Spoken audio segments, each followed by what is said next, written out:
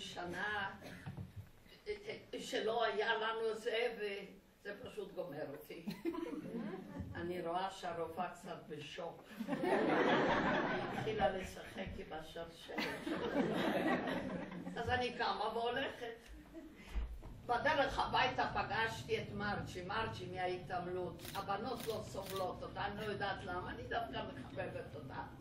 היא מיד ראתה שאני בכיתי, שאלה אותי מה קרה.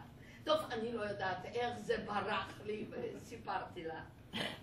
רבותיי, כל הכבוד למרצ'י. על המקום היא ידעה מה צריך לעשות. תראי, היא אומרת, בדרך הביתה, תיכנסי לסקס שופ ותקני לך את השפן הברוק. באותו רגע הבנתי שהאישה הזאת לא עשתה אף פעם מתיחת פנים, כמו שכולם חושבים. היא פשוט זורחת ובורחת מרוב אורגזמו. אז אני הצצתי בחלון של הסקס שופ.